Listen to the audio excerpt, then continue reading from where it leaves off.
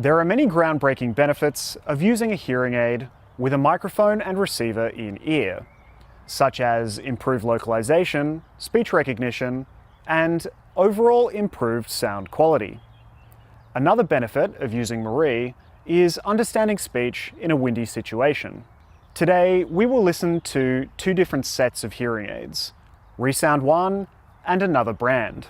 First, let's listen to another brand, which has microphones responsible for capturing sounds of the environment located behind the user's ear. Thanks for joining me outside, though I hope it's not too windy. There really is nothing like getting some fresh air. Now, I've replaced another brand's hearing aids with Resound ONE. Resound ONE uses 3 microphones, including one placed inside the ear canal. Let's listen to the same scene. Thanks for joining me outside, though I hope it's not too windy. There really is nothing like enjoying some fresh air. As you can hear, the microphone and receiver of Resound ONE enables better speech understanding in a windy situation.